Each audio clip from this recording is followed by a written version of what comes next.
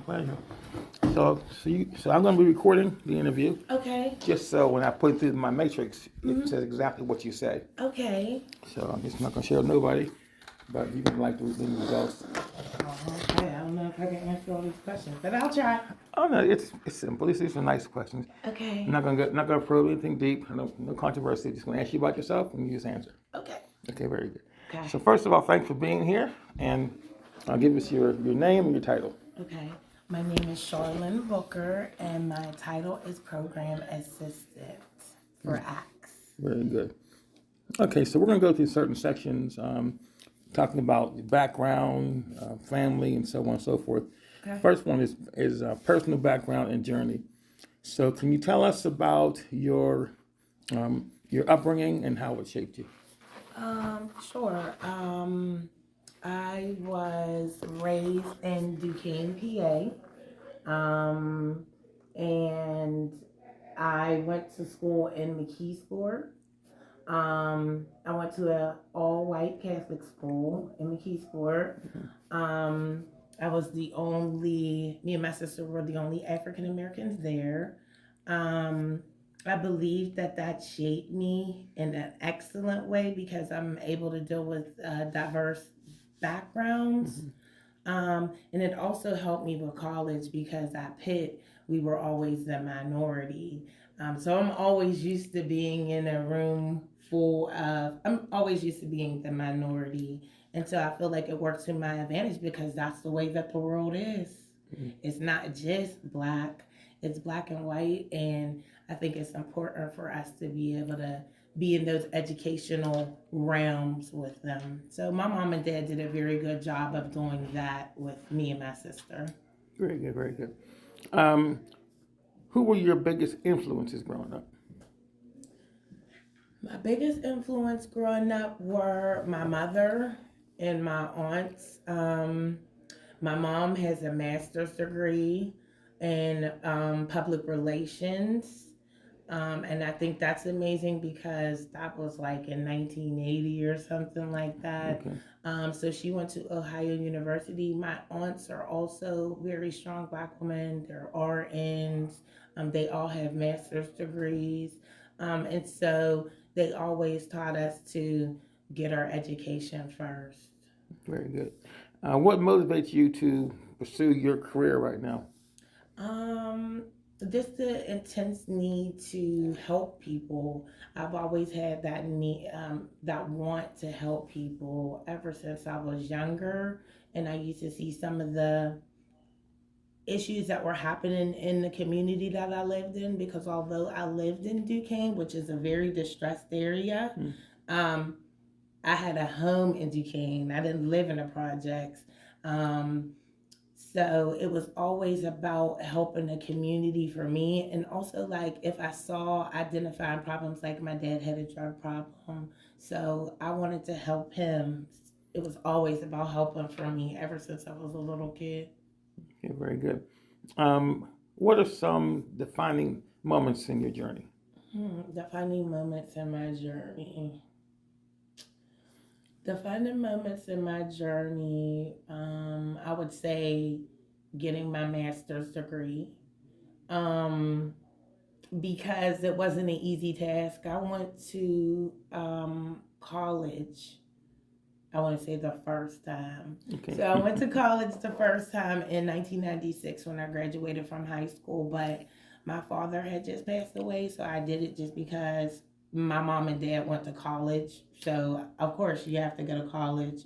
Right. But I dropped out and I started working full time. And then when I was 30, I went back to get my master's degree. So I did not get that until later. Mm-hmm. So that was my major accomplishment because I didn't think that you could get it that old, you know? So I went to CCAC, got my associates, and then went to Pitt and got my bachelor's in social work, and then finished at Pitt with my master's degree in social work. And then I'm also a licensed behavioral specialist. Mm-hmm. So those things are my hugest accomplishments because I don't like school. but I know that it was important for me to grow Yeah. and for me to sustain the life that I wanted to do.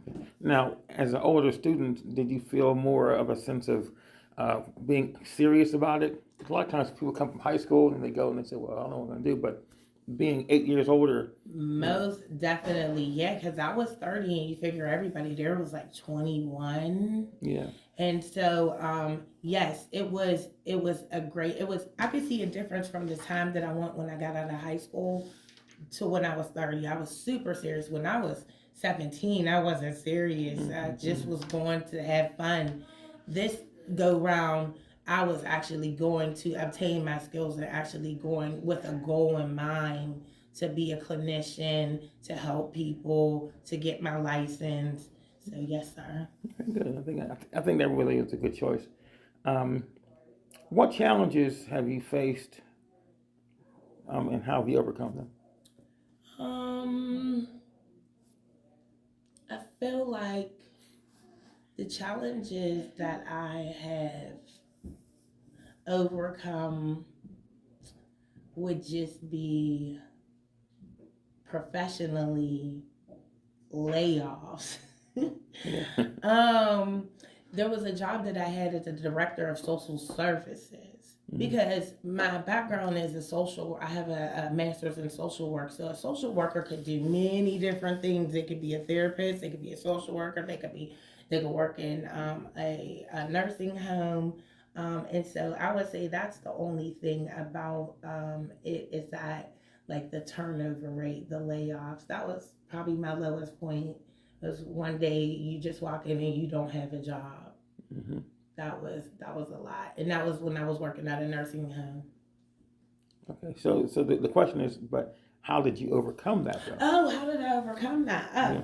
I overcame that by just utilizing the skills that I know. I'm very much my own advocate. Mm-hmm. And so when that came, I advocated for myself. I put fillers out there, and then I ended up getting a job at a prominent therapy, um, uh, a place that offers therapy in um, East Liberty, Okay. and ultimately that's where I met Dre. All right. So I think everything happens for a reason. Um, and after I got laid off, I had a job within 3 weeks. So I'm always able to overcome any adversity when it comes to jobs. It's not that hard for me. That's good. Okay, we're gonna move on to professional leadership experience. Okay. How did you get started in this particular job, or this particular Phil. acumen? Yeah. Um.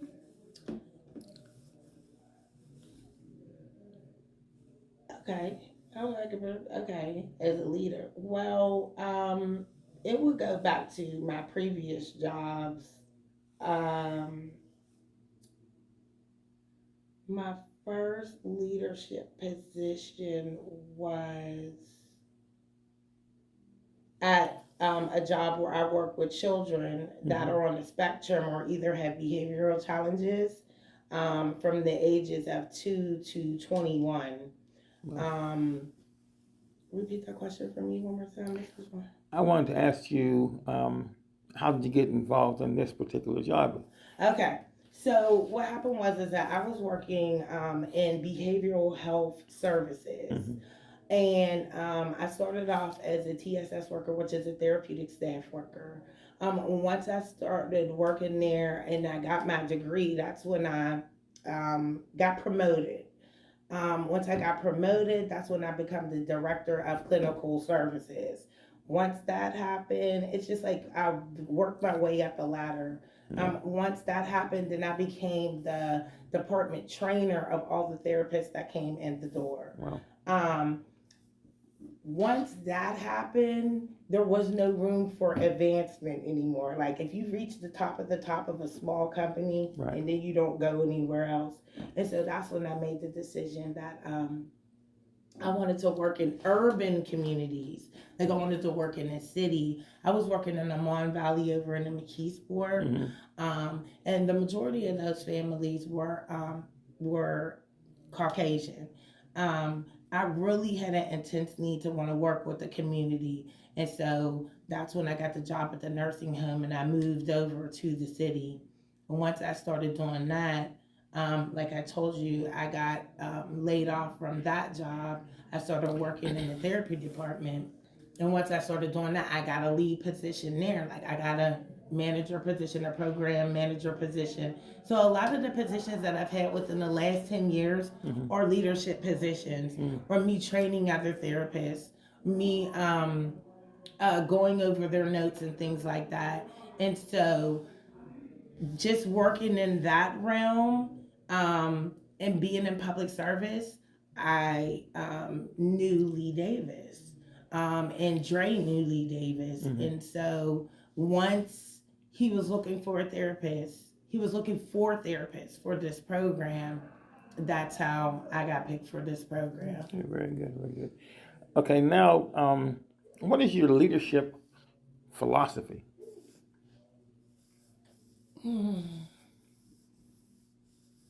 I don't I don't feel like it's good to be a tyrant or a micromanager. I believe that it's important to to highlight or actually observe Mm.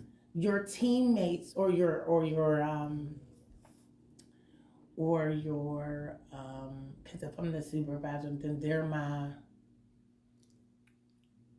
what's the word, employees. It's important to know their strengths. Yeah. It's important to get to know each and every one of your teammates. She's talking about people who are your direct reports, Mm-hmm. or or your teammates, or even they're basically submissive to you, so you're like you're above them, but you don't put But that you in, don't, but you don't look at that portray way. that, right? Right. So when I was Subordinate is what I say. Right. when I was at my other job, the one that I said, it was mostly Caucasian, right? And I was the director, and so I had all Caucasian women underneath me. It was never. It was about me finding their strengths, finding what they were good at, and even if we did have a problem, I just feel like I have a very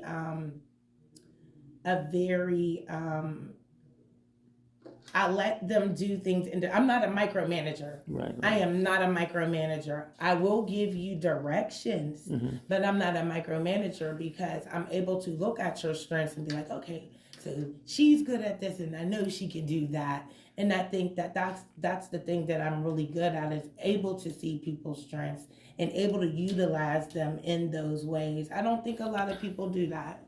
Yeah, I understand that. Yeah. Yeah. That's really good. Let me ask you a question here. Can you share a time when you had to make a tough decision in leadership? Yes, I can share a time I had to make a tough decision in leadership. Like I said, the job that I work with was with Caucasian women.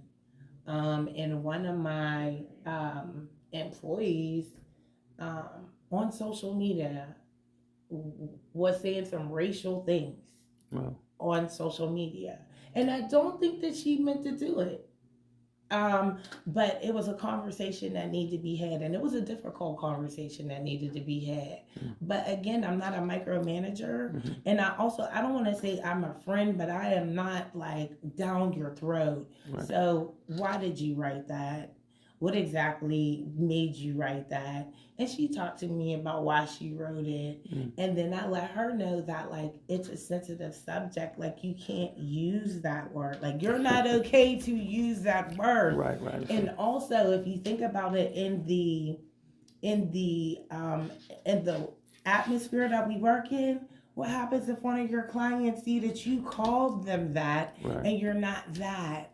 And so that was a difficult conversation, but again, it was a conversation that needed to be had. She didn't take offense to it, and she ended up taking it down. But it was a super offensive. No Caucasians should say any word like that. I understand you. You're right. Yeah, I understand what you're saying. Yes, sir. Let's talk about faith, family, and personal values. How does faith and personal values influence your decision? It it's heavy. It influences it heavy. Faith is very important to me. I grew up in the church. I sang in the church. My sister played piano at the church. Mm-hmm. And so faith is very, very important to me. You said faith in what? Basically, I was talking about decision making, Mm, personal values, and faith. yeah. It shapes me, Mr. John. Mm-hmm. Because that's all I grew up around. My family is very, very into church. And so it has played a major role in, like, just having a forgiving heart, Mm-hmm. just how I care about people. Um, I feel like it shapes me in every way. Okay, very good. You answered one of my questions already, so let's move on. How do you balance work and family and personal life? Mm, I balance that by listening to music. I listen to music and I sing. Um, that's what I like to do. If I wasn't doing this, Mm-hmm. I'd be in musical theater doing, like, I'd be on Broadway. That's what I like to do. Because that's where I went to school. I went to Creative and Performing Arts High School. Okay, wow. I have a Gene Kelly Award for Best Supporting Actress. Like, I like to act. Right. That is my heart. That is what I like to do. But I don't know. I'm too old now to be acting. Well, I remember, personal note, my sister, she was the same age as Whitney Houston. Okay. But Whitney Houston passed away. But Mm-hmm. at the time, my sister was in her 30s, Mm-hmm. and she would juxtapose her life to Whitney Houston. She said, Whitney Houston's already doing it, and I'm not doing it. I said, you know what? How old will you be in 20 years? And looking back. And so she did. She joined a Really? band, and they started singing at weddings. Really? And then she became a teacher. I'm gonna have to start And, doing that and in so, my spare yeah, time. so my advice to you is, if you think you're too old now, when will you not be too old? That's true. Because I love to perform. I love to be on stage. Yeah. It doesn't have to be musical theater like Broadway. Like, I like regular plays that you just acted, but I also like to sing, dance, and act. That is like the number one thing I like to do, other than this. Right. Like, that would come first. Wow. If I could have it. Yeah, go for it. What daily habits and routines keep you grounded? My son, going to his football, baseball, all his sports activities, it really keeps me grounded because, like, we have a heavy population that we deal with. Mm-hmm. And so, like, I just need something light at times. So, yes, I go have fun at my son's sporting events. Or, again, you'll hear this a lot, music. Right. I listen to music to try to relax me. And then I like really, really long hot baths. Yeah, right there. Hot baths, the music will definitely, for some reason, the water calms me. Right. The water calms me. That's why I say, I know how Whitney Houston fell asleep in the tub and died, because it's comfortable. You think she died happy? I think she did. Her and her daughter, right? They both was in it. Right, that's strange. Yeah. What legacy do you hope to leave behind?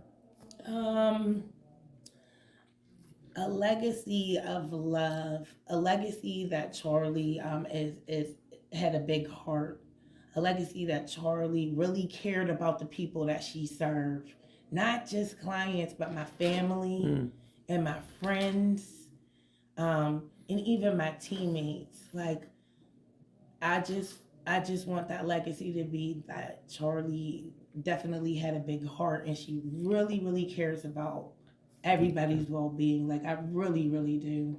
Thank you. Well, I personally, I felt that. Yeah, yes, and I do. Yeah, so thank you for yes, that. Sir. Thank you. Okay, we're going to move on to challenges, successes, and lessons learned. Okay.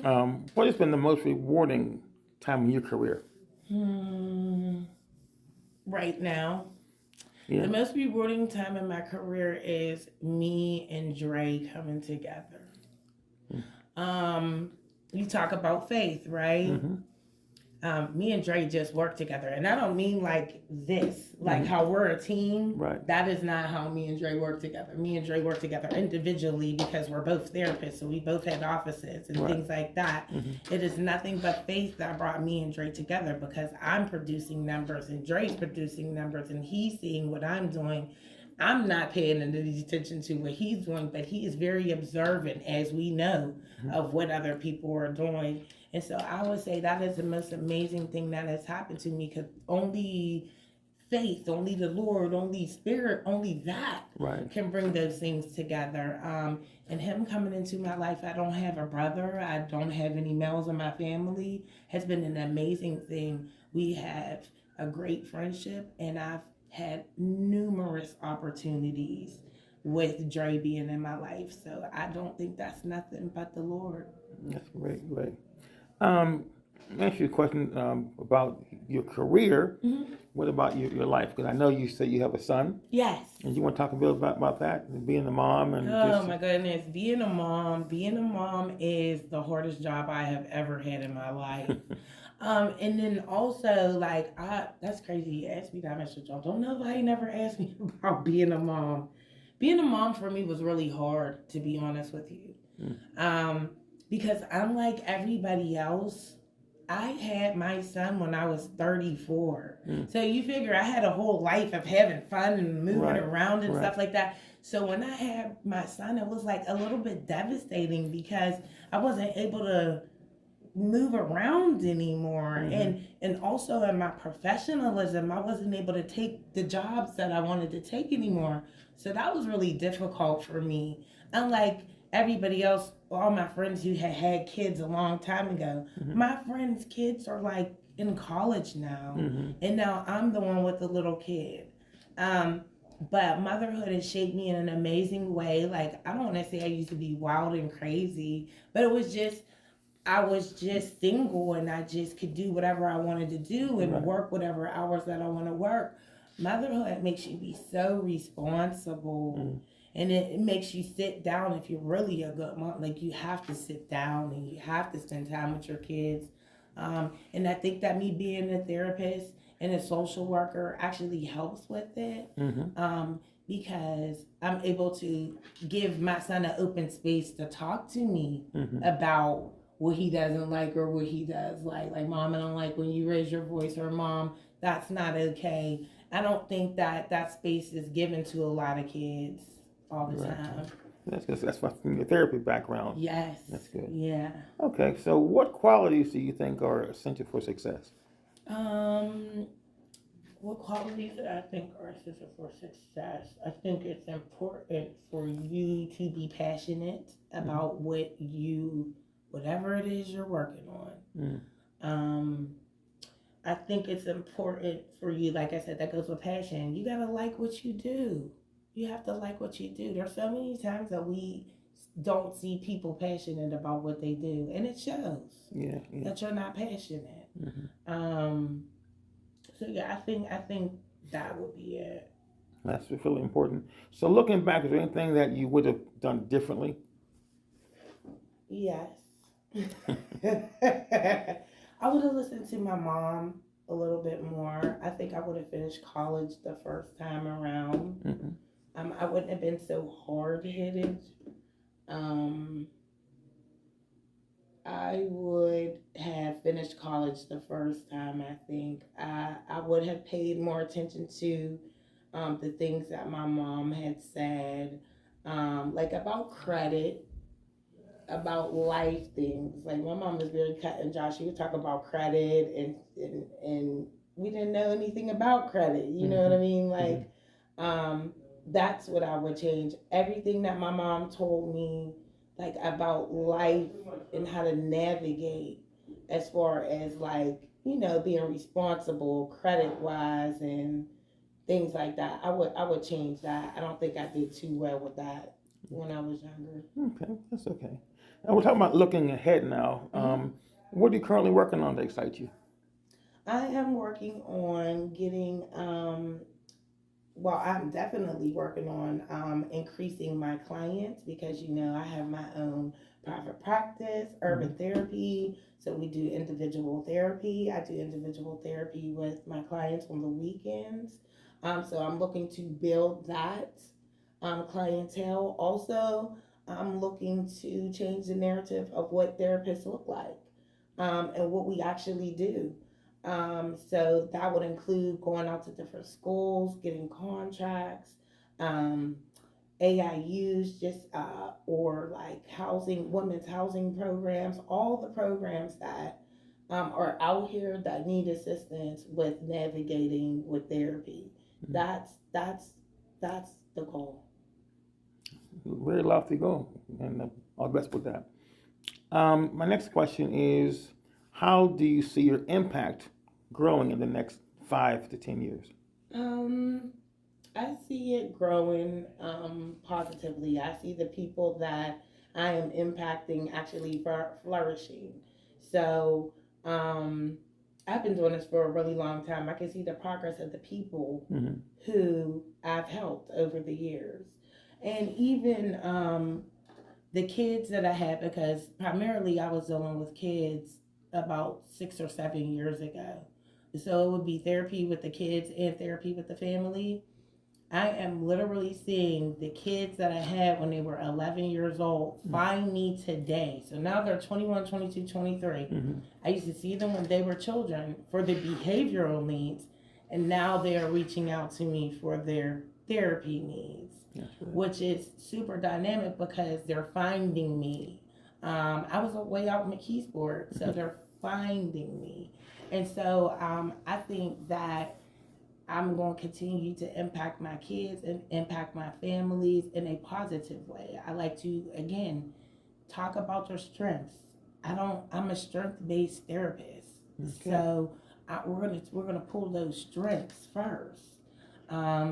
And I think that's impacted them tremendously. I really do. Very good. What message would you like to share with people who were looking up to you?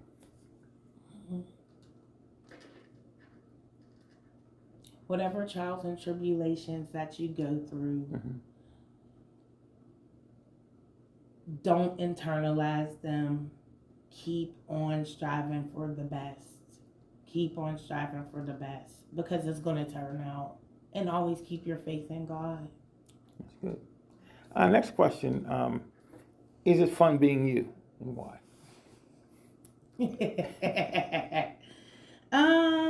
I think it's fun being me.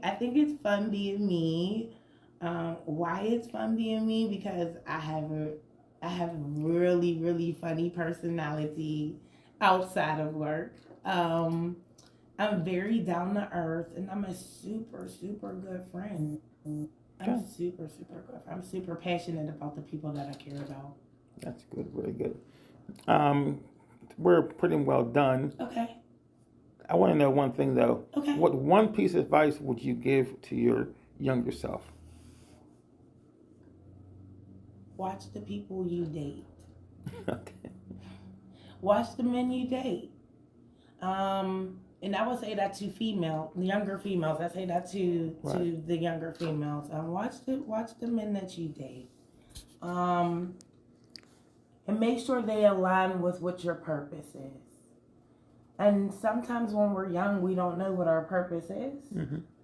But I think it's important for you to find yourself before you find anybody else. Find yourself before you find anybody else. Find yourself before you decide what career you want to go in so that you can help people or you can be the best that you are on what you're doing. Okay. You have to know yourself. That makes sense. Very good. Yeah. So I'm done with my questions. Is there anything that you want to just add that I didn't cover because this is your story? No. So anything that you want to add? No, Mr. Jordan, I appreciate you. Just even interviewing me. Well, I feel honored to do so. I'm honored to. Okay. Thank you. And just for one last thing, could you spell your name so I make sure Sure. I got it right? Sure. It's Charlyn. C as in Charlie. HARLYN. Last name is Booker. B as in boy. LOKER.